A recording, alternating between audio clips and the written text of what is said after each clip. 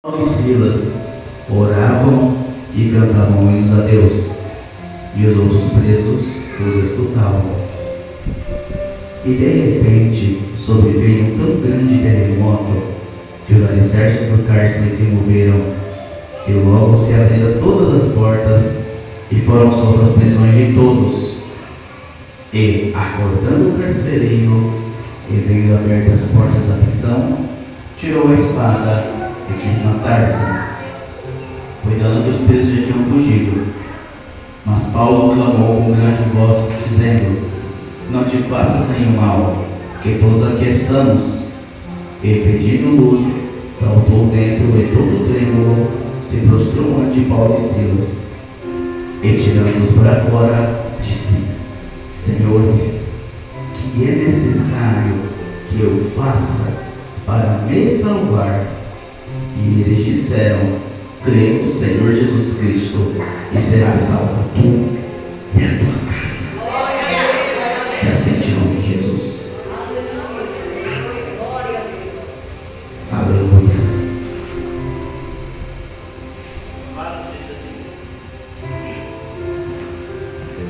Amados, hoje foi passado que seria um culto de família. E muitas vezes, quando nós vamos falar sobre família, essa palavra seria como uma grande referência. Amados, todos nós sabemos quem foi Paulo, um homem que foi literalmente um grande exemplo de transformação de vida. Paulo, outrora Saulo, era perseguidor de cristãos, ou seja, era uma pessoa que não tinha perspectiva nenhuma de servir a Deus verdadeiramente, já que para ele ser cristão era um absurdo, ser cristão era errado, servir a Cristo era errado. Ele participou do primeiro mártir, que foi o nosso amado irmão Diácono Estevão, que foi apedrejado até a tua morte. E todos nós sabemos que Saulo pediu autorização para ir até Damasco e continuar o seu trabalho. Ele recebeu ali aquela autorização, mas no meio do caminho, Saulo teve uma grande experiência com o Senhor. A Bíblia relata que no livro de Atos Apócrifo, capítulo 9, veio um grande clarão sobre a face dele, fazendo ele cair do cavalo. E de repente uma grande voz veio sobre ele, dizendo: Saulo, Saulo, por que tu me persegues? Dura é para ti recalcitrar contra os aguilhões. E Saulo, sem entender nada, falou: como é que eu vou perseguir algo que eu não conheço? Quem és tu, Senhor? Eu sou Jesus o Cristo, a quem tu persegues. Quantas vidas estão cegas, achando até mesmo que está fazendo certo? Muitas das vezes no mundo da idolatria, achando que está fazendo certo. Muitas das vezes no mundo do engano, achando que está fazendo certo. Mas Deus quer tirar essa escama dos olhos. E Saulo foi um grande exemplo. Quem sabe você tem um Saulo na sua família também, que acha que está fazendo certo para Deus. E muitas vezes você pensou assim: eu não vou mais pregar para ele não, porque não tem mais jeito. Você quer ver um exemplo? Está aqui falando no microfone com vocês. Amados, se eu não fosse pastor hoje, eu seria padre. Eu sabia que foi salteado todas as regras e dogmas da Igreja Católica. Não queria ver crente na minha frente nem pintar de ouro. Se eu visse um crente na minha frente, já zombava. Se eu visse um crente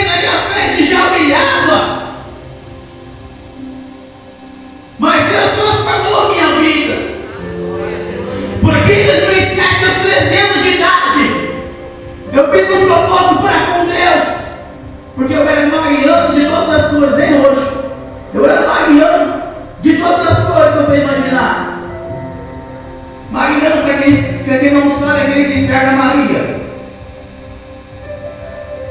Eu dobrei meu joelho em 2007 e falei assim: Senhor, assim como Maria falou para ti, eu também te falo: eis aqui o servo do Senhor, faça-se em mim segundo o teu propósito.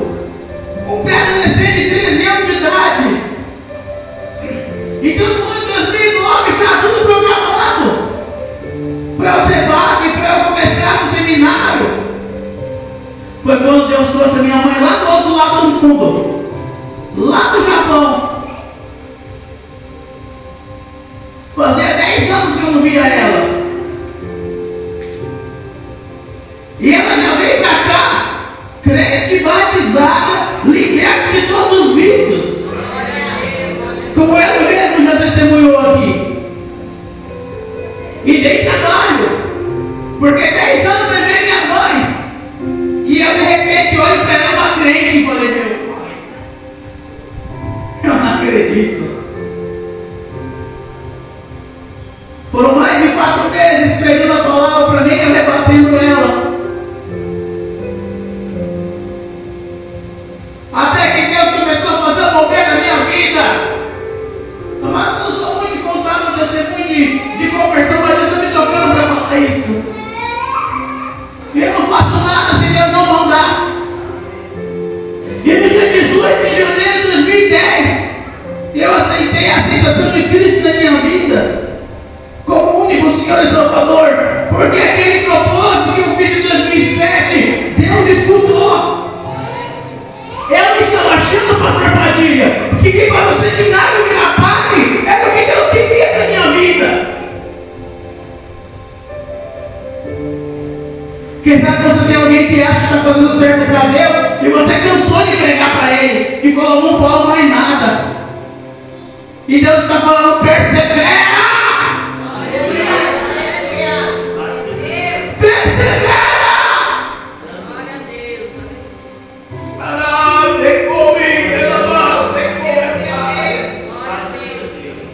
No dia 18 de janeiro de 2010, aos 15 anos de idade, eu aceitei a aceitação de Cristo na minha vida. E pouco da aprovação que a gente passou, a pastora Sueli já falou. Batizei nas águas cerca de um ano depois, já com 16 anos, dia 5 de dezembro de 2010. E comecei a obra do Senhor em março de 2011, com 16 anos, quando fui levantado como cooperador, comecei a pregar a palavra do Senhor. Aos 17 anos de idade, em 29 de julho de 2012, fui consagrado a missionário, aonde comecei a fazer a obra do Senhor. Tem gente que acha que missionário é ir para viajar.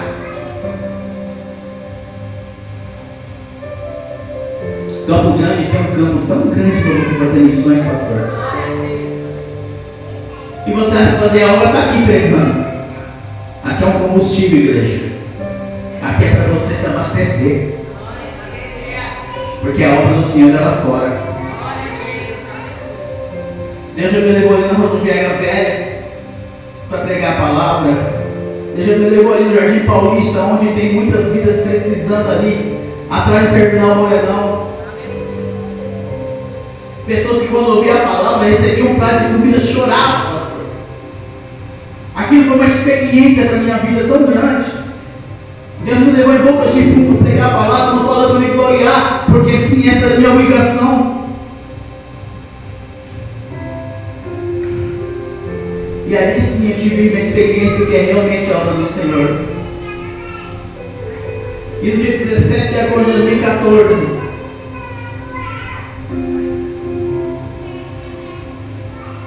o Senhor me levou ao presbitério. E no dia 31 de dezembro de 2015, aos 21 anos de idade, ao pastorado. Mas pastor, por que o senhor está falando isso? Deus está tocando para falar isso, para você perseverar, continuar a falar a palavra do Senhor, para aquele sal que muitas vezes é que as estão nos olhos. Não estava programado para eu falar isso, mas eu falo segundo o Espírito Santo Deus manda. Resumindo tudo isso, minha mãe me ganhou para Cristo.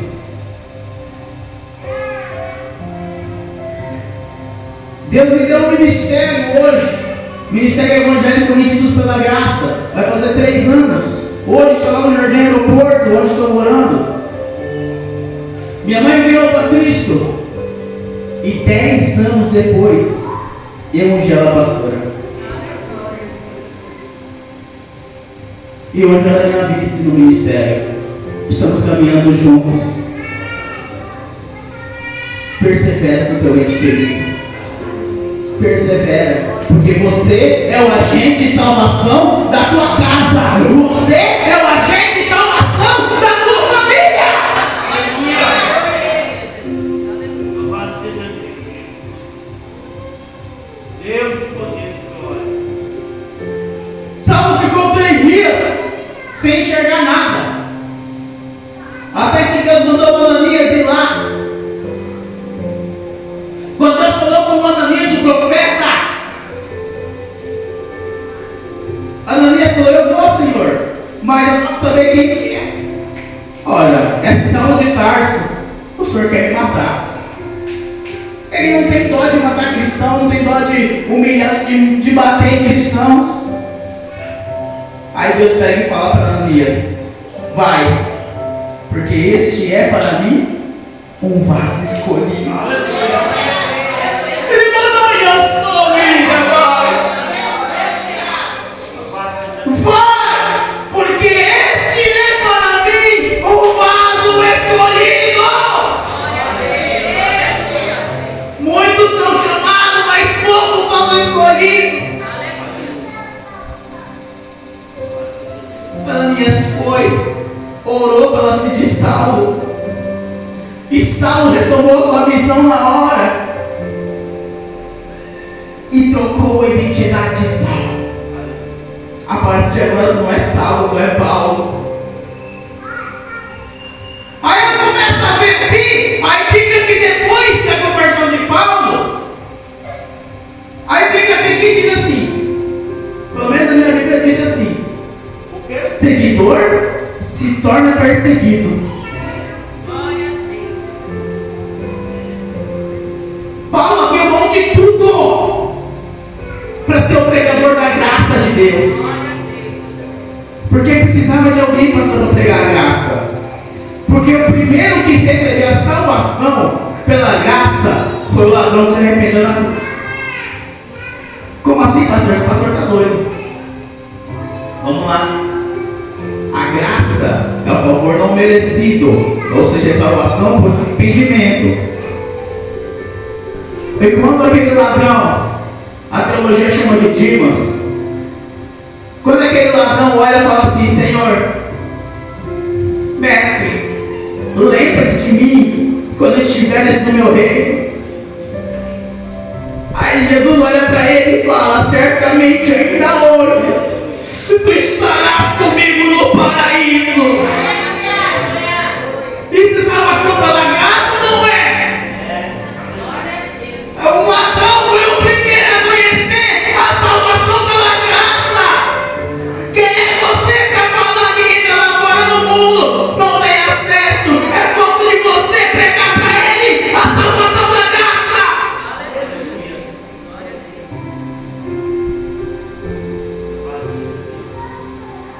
E a primeira pessoa que viu Jesus ressuscitado foi uma mulher chamada Maria Madalena.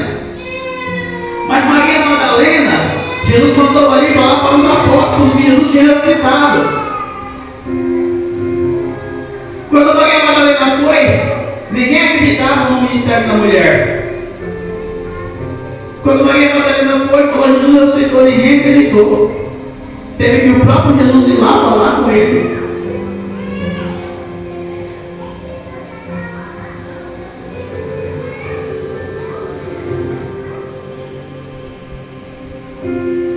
Então não tinha ninguém para pregar sobre o Evangelho da Graça.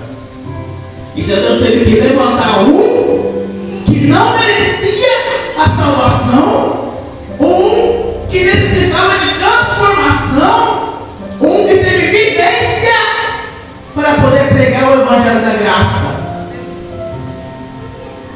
Paulo andou com várias pessoas no seu ministério e ensinou várias pessoas.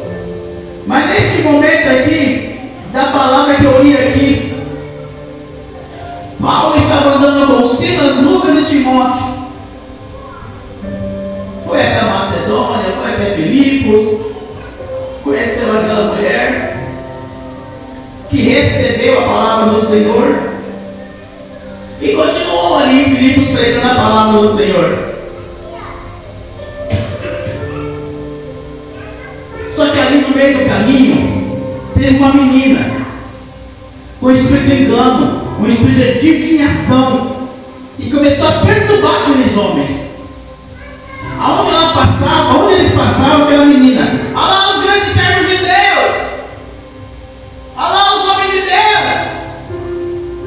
Mas isso não era para exaltar, era sim para atrapalhar. Até que Paulo se cansou de toda aquela palhaçada, levantou a tua mão e falou assim: arrependido agora em nome de Jesus.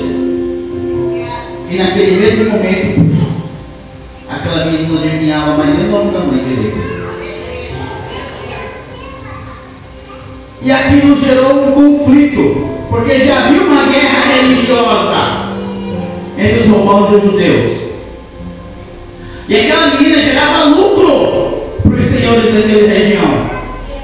Então aqueles senhores falaram assim: eu quero a prisão desses judeus, eu quero a prisão desses judeus. Então ele aumentou um pouquinho e falou: já vou aproveitar que tem judeu ali no meio, quero que o judeu tudo vai preso. Só que os únicos judeus ali eram Paulo e Silas, porque Lucas era gentil, Timóteo era meio judeu. Então os únicos que entrou na fila foi Paulo e Silas. Aí os dois foram presos, tomaram chicotadas. E naquela época, igreja, havia dois cárceres: o externo e o interno. O externo era para os bandidos de menor periculosidade, o interno era para os piores bandidos que existiam naquela região. E olha onde Paulo e Silas foi parar: no cárcere interno, com os piores bandidos, presos, chicoteados, apanharam mais que tudo, e ainda foram amarrados, foram lançados na prisão, quase sem luminosidade. E tinha um carcereiro lá muito bem treinado para que ninguém fugisse, porque se alguém fugisse de lá, o carcereiro era morto. Aí eu vejo Paulo e Silas todo machucado, humilhado. Imagina Paulo e Silas conversando, Silas perguntando a Paulo: por que a gente foi preso? O que aconteceu? Será que a gente aceitaria passar por tal situação? O que aconteceu? Por que a gente está aqui? Por que a gente apanhou? Silas, eu não sei, mas vamos fazer o seguinte: ao invés de a gente ficar gastando nossa saliva aqui reclamando, vamos cantar? Vamos louvar? Vamos adorar? Aí eles começaram a cantar, a adorar. A Bíblia não fala qual foi a canção, queria muito que a Bíblia falasse, pastor, qual foi a canção que eles cantavam. Mas aleluia, tem até um hino que fala sobre isso, que um sentido que seria bem cabível ao que eles estavam passando, ao que eles queriam transmitir. Claro que não foi este hino, porque se tiver 200 anos, este hino é muito, aleluia.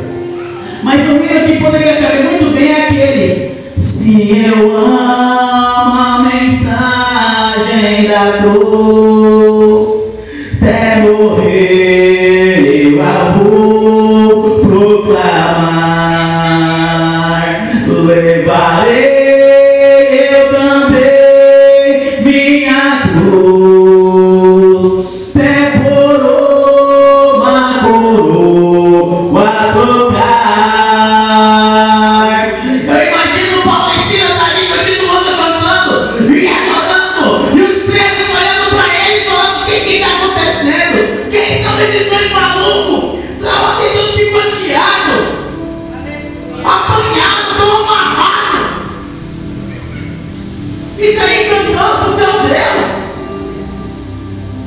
Quem são esses dois malucos?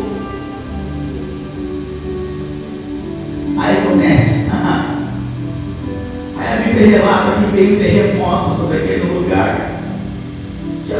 Estou coberto, será? Aí veio um terremoto naquele lugar, começou a tremer tudo. Começou a tremer tudo naquele lugar. A prisão se abriu.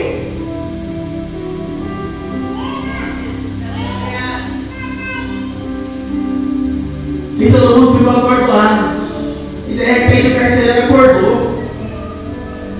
E como lá era de pouca luminosidade, não dava para ver muita coisa. Então o carcereiro só viu o cárcere aberto. Aí ele pensou, pronto. Se fugisse um, eu já seria morto. Imagina todos. Tá tudo aberto aqui. Eu vou morrer. Se daqui é pra morrer, você já ia me matando. Eu que não vou passar por essa vergonha. E o carcereiro pegou, tirou a espada de sua bainha para se matar. Aí de repente uma voz: ei! Não faça nenhum mal para ti! Porque todos aqui estamos. Paulo e Silas poderia ter saído de lá? Poderia. Os outros presos poderiam ter saído de lá? Poderia. Mas eu imagino o seguinte, igreja: que os presos não saíram de lá porque ficaram impactados com a presença de Deus naquele lugar, com o sobrenatural de Deus naquele lugar. Ei! A presença de Deus impacta qualquer lugar. O lugar onde tinha os piores bandidos daquela região, daqueles que ninguém manda em mim, ninguém me toma, eu sou pau. Ficar doido, não sair nem do lugar, porque a presença de Deus vem sobre aquele lugar. Aí o carcereiro viu: esses são homens de Deus. Realmente, esses são homens de Deus. Aí o versículo 30 vai nos dizer que o carcereiro, tremendo,